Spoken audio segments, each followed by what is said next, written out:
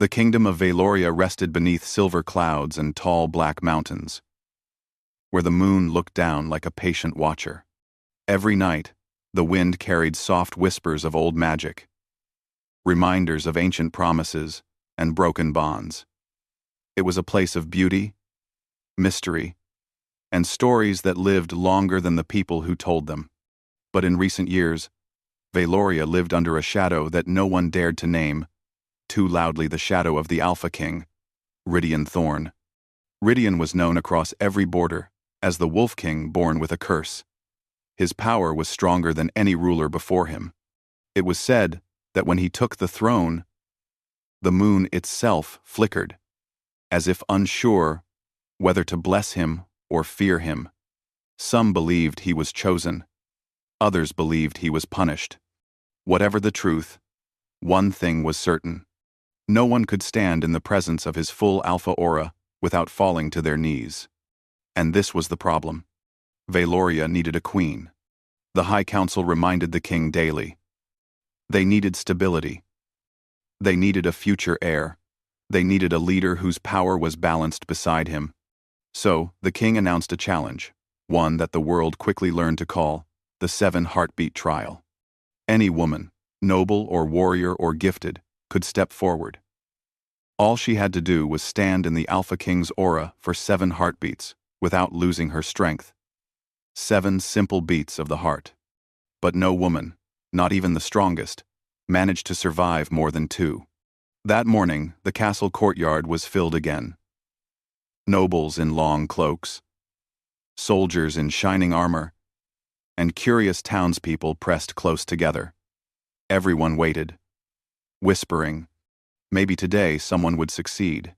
Maybe today Valoria would finally have its queen. The king stood at the center of the courtyard, tall and calm, though his eyes were unreadable. Rydian Thorn was a quiet storm, made of sharp lines, dark hair, and a presence that felt like thunder about to break. His aura did not show on his face, but everyone around him felt the pressure in the air. When he looked at someone, they felt it in their bones. A councilman stepped forward. "Your Majesty, the next candidate is ready." A young woman dressed in royal blue approached carefully. She bowed her head, took a slow breath, and stepped toward the marked stone circle where the trial was held. Rydian gave a small nod. "Begin." The moment she crossed the boundary, the air thickened. A soft shimmer rose around the king, like heat above fire. The woman trembled. She tried to stand tall. She lifted her chin. But after 2 heartbeats, her legs shook. After the 3rd, she stumbled. Before the 4th heartbeat, she fell gently onto the stone floor. The king sighed softly, only loud enough for the councilman beside him to hear. "Enough for today. 1. Your Majesty," the councilman said nervously, "there is still a long line waiting." But the king only turned away. He had seen enough trials to know the ending before they even started. He did not enjoy watching people struggle. He did not enjoy reminding the world of the curse he never asked for. But the council insisted, and the kingdom needed hope, so the challenge continued day after day. As he stepped back toward the palace doors, a small voice rose from the crowd. "I wish to take the trial." At first, no one noticed. The voice was too soft, too gentle. "I wish to take the trial." The voice repeated, a little louder. The crowd shifted, turning toward the sound. A girl stepped forward, though perhaps "girl" was not quite right. She was young but not childish, small but not fragile. Her presence was quiet, like a shadow walking in the light. Her clothes were plain and simple, more fit for a library helper than someone standing in front of a king. Her eyes, however, were bright, calm, but somehow brave. Her name was Elara Wynn. Some people murmured in confusion. Is she an Omega? What is she doing here? She cannot be serious. She looks like she might faint even before standing near the king. But Elara walked forward without hesitation. She did not look proud or bold. She simply looked certain as if something deep inside her had been waiting for this very moment. Rydian paused. This was unusual. Omegas rarely volunteered for trials of strength.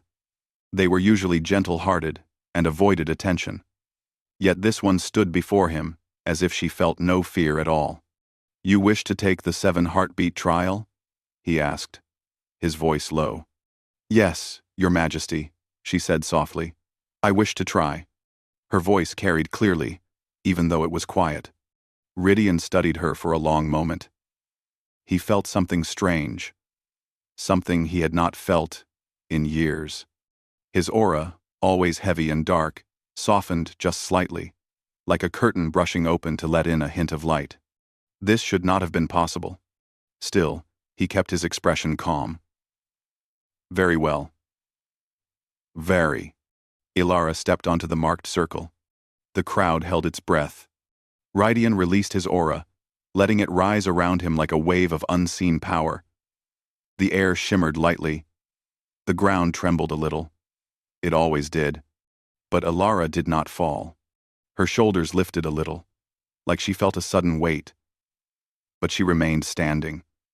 Her hands curled at her sides, not in fear, but in careful focus. She looked at the king directly, meeting his eyes. 1 heartbeat. 2. Rydian felt a ripple through his power, like something in the air shifted. No woman had ever stood this long. Not even the bravest warriors. 3 heartbeats. Ilara's face tightened, but she held on. Her breathing stayed steady. Something inside Rydian stirred a strange, quiet awareness, like a whisper calling his name from far away. 4. The shimmer around him flickered. The crowd gasped. 5. Ilara's legs shook slightly, but she did not step back. She lifted her chin, as though she had found a spark of courage hidden deep within her. 6. Rydian took a slow breath. This time, the air moved with him. His aura changed, bending like soft wind instead of storm. He had never felt it respond to another person like this. 7. The final heartbeat passed. Ilara stayed standing. Silence filled the courtyard. No one moved. The king lowered his aura, letting the air return to normal. Ilara let out a quiet exhale, not dramatic or loud, just a soft release of tension. Her knees wobbled, but she did not fall. Rydian stepped closer, stopping at a respectful distance. "What is your name?" he asked. "Ilara Wynn, Your Majesty." His eyes narrowed slightly, not in anger, but in thought. "How did you withstand it?" "I do not know," she answered honestly. "But I felt something." She looked down for a moment, searching for the right words. It was heavy, yes, but also warm, like it was calling out, not pushing away. A strange silence followed her words. The councilmen exchanged glances. Some in the crowd whispered that she must be blessed. Others whispered she must be strange. Rydian felt something new in his chest, something like a distant echo of hope, but he did not show it. "You have passed the trial," he said. "You may stay in the palace as a candidate." Ilara bowed her head. "Thank you, Your Majesty." As she turned and walked away, the king found himself watching her longer than he meant to. There was something different about her. Something that did not make sense. Something that tugged at the edges of the curse wrapped around his soul. He did not know whether to fear it or welcome it. But he knew one thing. The curse shifted today. And the kingdom had felt it. When Rydian looked toward the moon hanging pale in the sky, it seemed to flicker once more, as if it recognized Ilara too. The wind whispered softly, carrying a quiet warning. Everything is about to change. The palace of Valoria was a place of marble pillars, moonlit halls, and echoes from long-forgotten centuries. Its walls held thousands of secrets, both beautiful and troubling. For most people, the palace felt large and cold. But for Ilara Wynn, it felt like stepping into the center of a story that had been quietly waiting for her. After passing the 7-heartbeat trial, the council ordered Ilara to stay within the palace as a candidate. The word made her nervous. She was not like the noblewomen who walked through these halls wearing jewels and confidence. She was an Omega, raised among dusty books and quiet corners. She did not expect to be chosen for anything important, let alone something as great as standing beside a king. But the king himself had allowed it, and everyone in the palace felt the weight of this strange decision. Servants whispered as she walked by. Soldiers studied her with curious eyes. Some of the noble candidates stared at her with disbelief or envy.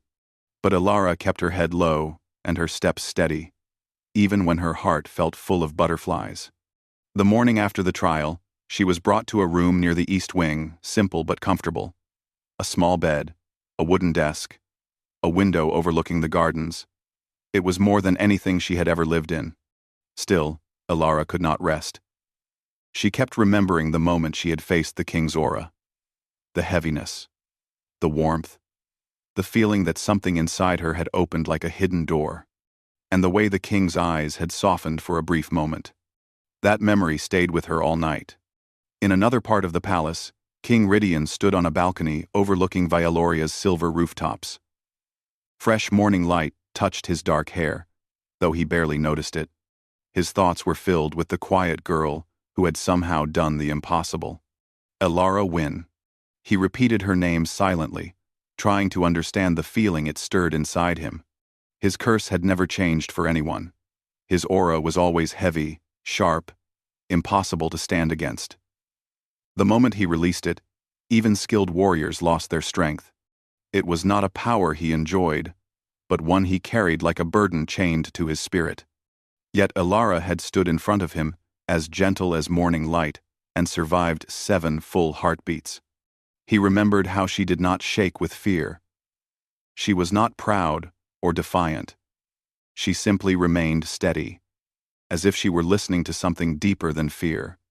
"What makes her different?" he whispered to himself. There was no answer, only the soft wind brushing past him. He turned and left the balcony. He had promised the council he would observe the candidates each day. And though he disliked these trials, today, he found himself wondering if Elara would attend. He was not sure why that mattered. Elara was already awake when the palace bell rang for the morning assembly. She stood near the other candidates, her hands folded in front of her. Most women wore fine gowns, golden pins, and precious gems. Elara wore a simple dress provided by the servants. It was plain, but clean and soft. Still, she felt like a small pebble among shining stones. Lady Serene, one of the noble candidates, leaned toward another woman and whispered loudly enough for Elara to hear, "She will not last long. She must have passed the trial by accident. Omegas cannot handle the king's power." Another woman laughed lightly. She probably fainted inside. Maybe the king felt pity. Elara looked down at her fingers. She tried not to feel bothered. She knew she did not belong here. But she also knew she had not fainted. And whatever had happened yesterday, it was not an accident. The great doors opened. Every conversation stopped. King Rydian entered. His presence was calm and steady, yet the room instantly grew quiet under his gaze.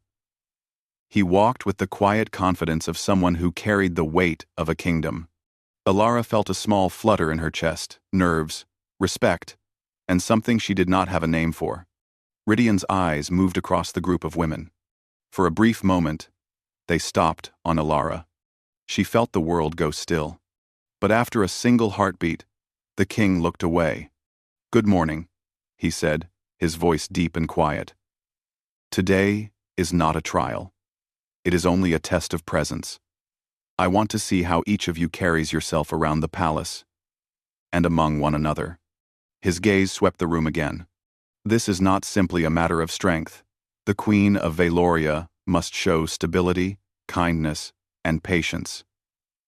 These qualities matter more than power." Some of the noblewomen straightened proudly. Elara only listened carefully, absorbing each word. Rydian continued. "You will explore the palace with the palace guide. Later, You will join me in the central hall for a small demonstration of cooperation." With that, he stepped aside and allowed the palace guide to take the candidates. Ilara walked quietly in the back row as they entered different parts of the palace: the moon garden, the silver library, the crystal fountain hall. The palace was beautiful in ways she could never imagine. But each time she turned her head, she felt something heavy watching her. She tried to ignore it. But the feeling did not fade. It was not fear. It was awareness. Like a soft thread pulling at her attention. When they entered the library, she realized why. The king was there. He had not followed the group openly. He stood on the upper balcony, reading a scroll. But when Ilara looked up, she saw his eyes shift toward her for the second time that morning. She quickly turned away. Her cheeks warmed. She did not know why. Later, the candidates gathered in the central hall. The room was large, shining with white stone and soft blue banners. The king stood at the far end, hands behind his back. "This test is simple," he said. "You will pair up. Each pair must carry a crystal orb together.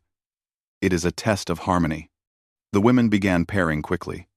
Ilara stood awkwardly until a kind-faced candidate named Mira approached her. "We can be partners," Mira said warmly. "If that is fine?" Ilara smiled shyly. "Yes, thank you." When the test began, Rydian watched with calm interest. Most pairs worked smoothly. Some argued. A few laughed too loudly. When Ilara and Mira stepped forward, they lifted the orb gently. It was heavier than it looked, filled with quiet magic. Ilara felt the soft hum of it against her palms. "You have steady hands," Mira said, smiling. "You too," Ilara replied. The two worked well together. Quiet, focused, balanced. But when they reached the final line, Ilara felt her foot brush against something on the floor. She stumbled lightly, and the orb wobbled. Mira gasped. They nearly dropped it. In that small moment of panic, Ilara felt a strong, warm presence at her side. The orb steadied. She looked up and found the king's hand gently resting on its surface, helping hold the weight. Rydian stood very close, though not too close. His touch was firm, but calm. His expression unreadable. "You did well," he said quietly. Ilara's heart fluttered in her chest like a small bird. Mira bowed slightly. "Thank you, Your Majesty." Ilara tried to bow too quickly and almost dropped the orb again. Mira caught it, and the king stepped back with a soft exhale, something like the hint of a hidden smile lifting in his eyes. Just a little. The moment was small, but everyone saw it. Whispers rose across the hall. "The king helped her? He never does that. Why her?" Rydian heard the whispers, but he said nothing. He simply returned to his place at the front, though his thoughts felt strangely restless. Ilara and Mira returned to their spot in line, but Ilara's hands trembled slightly. Not from fear, something else. She did not understand it, and neither did the king. When the activities ended, the council dismissed the candidates for the day. Ilara walked slowly back to her room, wanting quiet time to breathe. She loved the palace's beauty, but the attention and whispers around her made her chest feel tight. She turned down a quiet hallway only to find the king standing there alone. She froze. Rydian looked surprised as well, though he hid it quickly. "My apologies," she said softly, stepping aside. "You do not need to apologize," he replied. His voice was gentle today, softer than usual. Ilara lowered her gaze. "I did not expect you to be here." "I did not expect you either," he said honestly. Silence passed. Then, to her surprise, he asked, "Are you comfortable in the palace?" She blinked. "Yes, Your Majesty." "No one is troubling you?" Ilara hesitated. She did not want to cause trouble. "Some whispers," she admitted quietly. "But nothing harmful." Rydian's jaw tightened slightly, though his voice stayed calm. "People fear what they do not understand. Do not let their words make you doubt yourself." She nodded slowly. Then, unexpectedly, she asked, "Do you understand it, Your Majesty? What happened yesterday?" He met her eyes. "I do not," he said, "but I intend to." Her breath caught. Before she could speak again, he stepped aside, giving her a respectful distance. "Rest well, Elara Wynne." And he walked away, leaving her heart quietly trembling. That night, as the moon rose high above the palace, Rydian stood alone on the balcony again. His thoughts kept returning to the quiet Omega girl who had stood against his curse, who had held the crystal orb with steady hands, who had looked at him without fear. Something inside him, something he had buried long ago, felt as if it was waking up. But change, especially in Valoria, never came gently. As he watched the moon shift behind a cloud, a soft whisper of ancient magic echoed through the air. A warning. A promise. A beginning. Something had started, and nothing in the kingdom would remain the same. The days in Valoria passed with quiet tension. The palace still shone with soft, silver light and calm music from distant fountains. But beneath that beauty, something was changing. People felt it in the air, like a silent drumbeat no one could escape. And at the center of it were two people who had never expected to cross paths: Elara Wynne and King Rydian Thorn, the Alpha cursed by ancient magic. Ever since Elara survived the 7 heartbeat trial, strange whispers filled the palace corridors. Servants spoke of old prophecies. Scholars gathered in the library searching through dusty books. Even the council members, usually calm and proud, seemed uneasy each time the king walked in with the quiet Omega girl following behind the group of candidates. Elara did not try to stand out. She kept her head low, did her tasks quietly, and stayed away from unnecessary attention. But attention followed her anyway. It clung to her like soft moonlight, gentle but impossible to ignore. Especially for the king. Rydian found himself watching her more than he intended. Not in a commanding or judging way, simply with thoughtful eyes, as if she carried a secret he wished to understand. He did not like mysteries near his throne, but this one drew him in. One quiet morning, Elara sat in the palace library, helping a scholar organize scrolls. She felt peaceful there. The smell of old paper and ink reminded her of her childhood home. Here, she did not feel small or out of place. She felt like herself again. But as she reached for a scroll on a high shelf, a strange pulse of warmth ran through her hand. The scroll glowed faintly under her touch. She quickly stepped back. "What is this?" she whispered.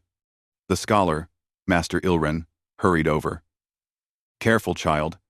That scroll is sealed with ancient magic. Only those with strong spiritual sense can feel it." Elara's eyes widened. "I didn't mean to. Things no. It is not a problem," he said gently. "But it is unusual. Very unusual." He looked at her with curious eyes. Elara's cheeks warmed. Maybe it was an accident. Perhaps. But he did not sound convinced. Before she could ask more, a soft shadow fell across the table. The king was standing there. Elara froze. She had not heard him approach. "Your Majesty," Master Ilren said, bowing. Rydian nodded politely, but his gaze was fixed on Elara. His eyes moved from her face to the faint glow fading from the scroll beside her hand. "What happened?" he asked.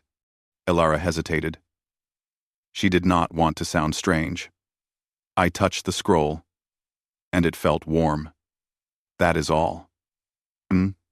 Rydian stepped closer. "Which scroll?" Master Ilren lifted it carefully.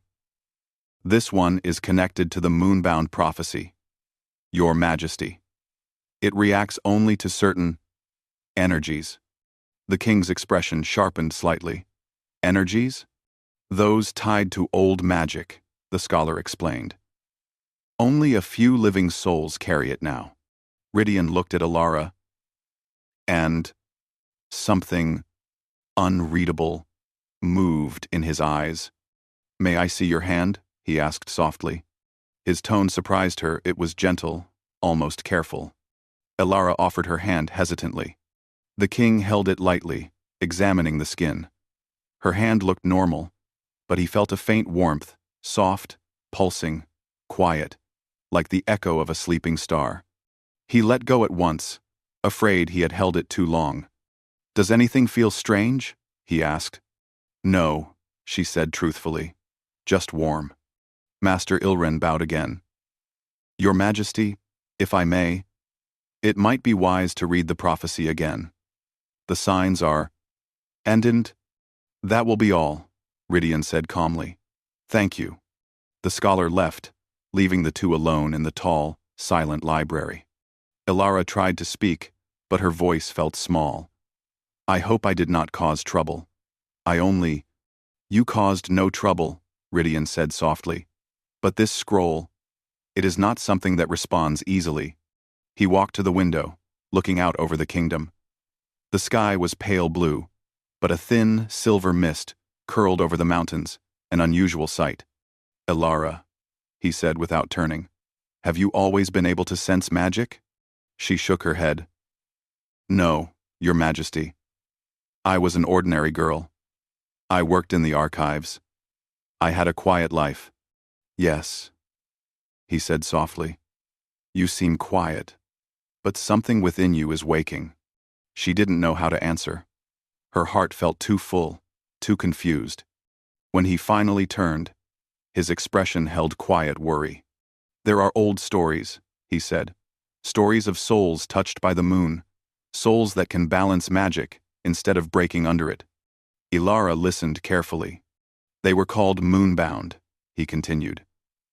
"Partners born to calm great power, to stand beside rulers whose strength could destroy or protect the world." She swallowed softly. "You think I might be one?" "I do not know." Rydian's voice was thoughtful, not demanding. "But I know my aura reacted to you. And now the prophecy scroll reacts as well. That is too much for coincidence." Elara lowered her gaze. "I never wanted to stand out." "I know," he said quietly. "Maybe that is why you can." His words were simple, but they settled in her heart like gentle warmth. Later that day, the council requested a private meeting with the king. Elara did not know what happened inside that chamber, but the air in the palace grew colder after. Council members walked with stiff shoulders. Some looked at her with suspicion, others with open disapproval. Elara tried to stay calm, but her chest felt tight. That evening, as she walked along the quiet garden path, she heard two council members talking near the fountain. "This Omega girl brings danger," one whispered.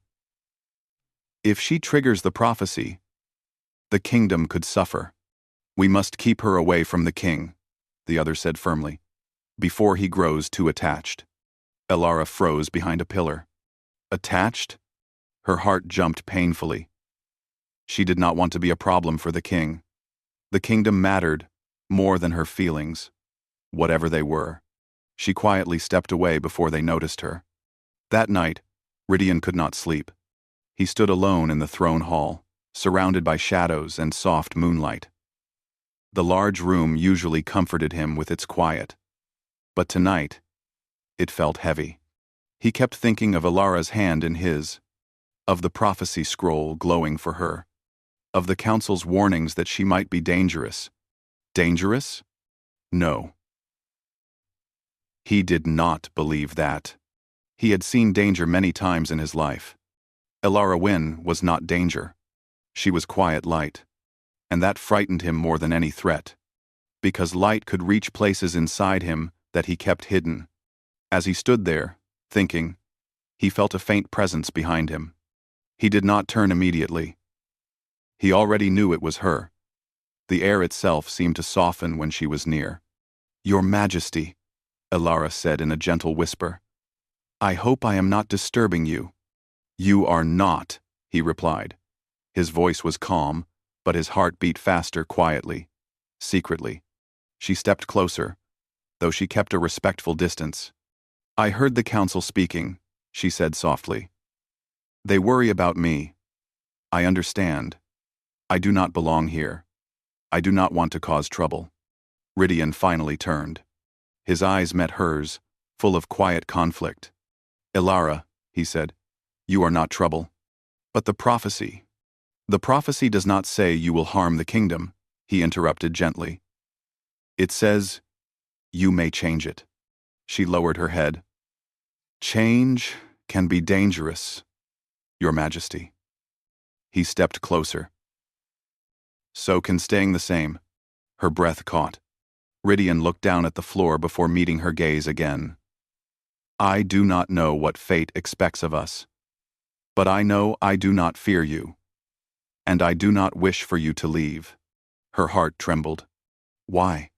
She whispered before she could stop herself. The king opened his mouth. But then something shifted. A cold wind rushed through the throne hall. The moonlight flickered. The floor beneath them glowed with faint silver lines, forming ancient shapes. Ilara gasped. Rydian's eyes widened, and he reached for her hand without thinking. Ilara. The silver symbols brightened, swirling around her feet. The air shimmered like soft heat. Her hair lifted slightly as if touched by invisible wind. The prophecy was reacting. To her, Rydian moved closer. His voice steady but tense. Stay calm. I am here. The magic grew brighter. Ilara felt a warm pull inside her chest, as if something deep within her was waking a gentle but powerful light she did not understand. What is happening? She asked, frightened but trying to remain steady. Rydian's hand tightened around hers. Something old. Something waiting for you. Something waiting. Something waiting for you. The silver glow spread, and suddenly, soft runes appeared on Ilara's skin, shining like tiny moons. Rydian stared, stunned. Ilara, this is impossible. The runes pulsed once, twice. Then the light burst upward like a soft silver flame, and every torch in the palace flickered. When the light faded, Ilara stumbled into the king's arms. He caught her carefully, like she was more fragile than the moonlight itself. She looked up at him with dazed eyes. Your Majesty, I did not mean. You did nothing wrong, he said, voice low and steady. But his eyes were full of worry and awe, because now he knew the truth. Ilara Wynn was connected to the prophecy, whether she was the kingdom's blessing or its warning. And nothing would ever be the same. The night of the final trial came like a slow breath of fate. Clouds drifted across the moon, heavy and restless, as if the sky itself sensed the storm rising in the hearts of the kingdom. Every torch in the courtyard burned with tall, urgent flames, throwing trembling shadows across the stone walls. It was a night none would forget. Ayla walked beside Alpha Kale, her steps steady, her gaze lifted. She no longer looked like the quiet Omega who had once lived unseen in the castle corridors. She walked now with a calm strength, as if she had discovered something inside herself that the world was finally forced to recognize. But she also carried an ache of fear, of hope, and of love she struggled to speak aloud. Kale noticed it. He noticed everything about her now. You do not have to stand beside me in this, Kale said softly, as they neared the Gate of Oaths. Ayla's heart trembled. But she kept her voice, sure. I choose to. Even if the world rises against us. Kale stopped and turned to her. There was something in his eyes, a mixture of gentleness and worry. The final trial will summon every force that has ever tried to break this kingdom. If you stand by my side, the curse will see you as part of my fate. It may try to use you against me. Ayla lifted her chin. Then let it try. A slow breath escaped him. For a moment, Kael allowed his guard to fall, revealing the depth of his fear. I cannot lose you. Ayla. She reached out carefully, her fingers brushing his hand, not claiming, not demanding, only offering the quiet truth of her presence. You will not. The wind moved around them with a soft, strange sound. Almost like a whisper. Almost like a warning. The Gate of Oaths opened, and a shiver ran through the kingdom. Across the courtyard, People gathered, warriors, elders, healers, even the smallest children who watched with wide, curious eyes. They had come not only for the Alpha's final challenge, but because they sensed that the night would decide the future of their land. Inside the gate, the ground began to crack with pale blue light. Kale stepped forward. Isla followed. At the center of the glowing circle stood the figure they had only seen in visions, before a shadow formed from ancient magic, tall and faceless. The curse spirit. Its voice echoed through the circle without a mouth to speak. Alpha Kale, your strength brought you here. But strength alone cannot break the ancient vow. One truth has not yet been faced. A low rumble spread across the ground. Kale braced himself. To break the curse, your heart must stand without shields. Kale's breath stopped. You must speak the truth you fear the most. Silence filled the air. The entire circle seemed to hold its breath. Kale clenched his fists. He had fought monsters, shadows, and illusions. But this was different. This required vulnerability, not power. Isla watched him, her chest tight. She knew what truth the spirit demanded. She also knew Kale was terrified of it. Terrified not because the truth was dark, but because it was gentle. The spirit's gaze, or what felt like a gaze, shifted to Isla. And you, Omega Isla. You must speak the truth. You hide from yourself. Alia swallowed hard. She had faced loneliness. She had faced fear. But now she would have to face the softest, most dangerous truth, the one that tied her fate to Kale's. The blue light sharpened, forming two paths leading toward the spirit, one for Kale, one for Isla. Speak, or fall into silence forever. The spirit's voice faded. The wind grew still. The world waited. Kale stepped forward first. The firelight caught the edge of his expression, proud, wounded, unguarded all at once. He lifted his gaze to the spirit. Then, to Isla. This is my truth, he began, his voice low. All my life, I believed power defined me, that I needed to stand alone, that letting someone close would make me weak. He looked at Ayla fully now, and in that moment, every wall he had ever built seemed to fall away. But you showed me another kind of strength. Isla felt her breath tremble. Kale continued. I feared losing you. I feared failing you. I feared that my heart so used to battle would be unworthy of yours. He stepped closer to her. His voice softened. But the truth is, I love you, Ayla, and I cannot imagine my future without you in it. The spirit's light flickered, as if acknowledging the weight of his words. A gasp rippled through the crowd beyond the gate. But Isla barely heard them. Her world had narrowed to the Alpha before her, the warrior who finally spoke the truth he had hidden behind strength. Now it was her turn. Isla stepped forward. Her heartbeat thudded like the wings of a frightened bird. She kept her gaze on the glowing ground because the emotions pressing inside her were almost too much. My truth, Ayla whispered, but her voice shook. Kael turned fully toward her, steady and patient. She forced herself to raise her eyes. My whole life, I believed my voice did not matter. I thought being unseen meant being unworthy. A soft breath escaped her. I hid in the shadows because I feared disappointing the world and myself. Kale's eyes softened with pain for her, not because of her. But then, Ayla continued, I met you, and you saw me even when I wanted to stay invisible. You believed in my strength before I believed in it myself. Tears welled in her eyes, but they did not fall. The truth I fear is that I need you. Not because you are strong, but because, with you, I feel brave. Kale's breath hitched. Isla stepped closer, her voice firming. And the truth I hide from myself is this.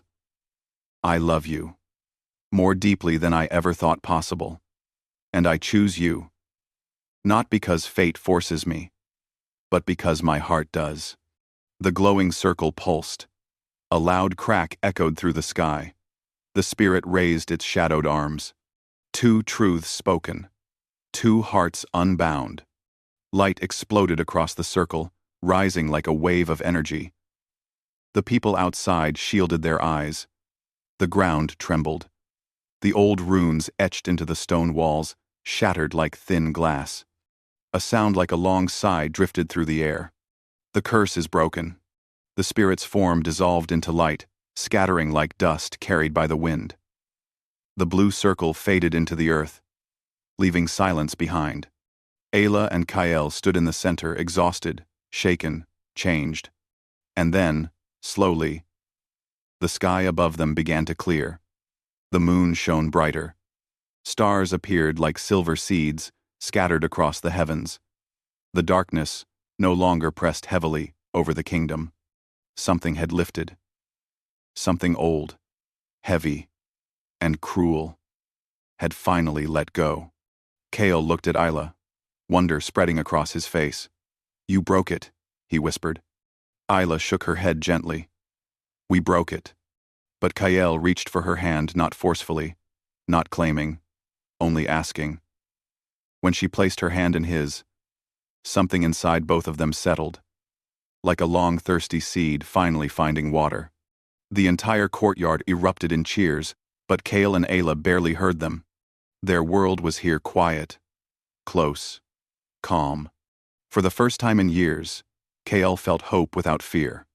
For the first time in her life, Ayla felt seen, truly seen. But as joy spread across the kingdom, a strange wind stirred the distant forests. A wolf's cry echoed from beyond the mountains, low and haunting. Ayla stiffened. Kael turned sharply toward the sound. It was no ordinary howl. Something or someone had awakened with the breaking of the curse. A new force. A new danger. A new tale waiting to be written. The wind carried the cry again, louder this time, sending a shiver across the land.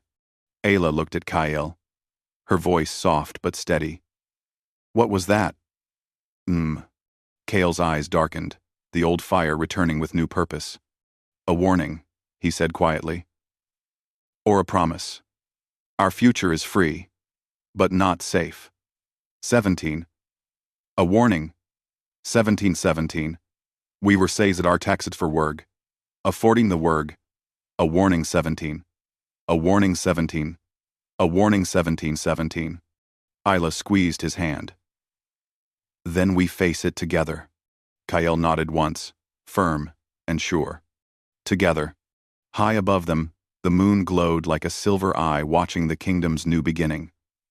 One filled not with curses, but with choices, courage, and a love powerful enough to shake the shadows. And though the curse was gone, the story of the Alpha and the quiet Omega was only just beginning.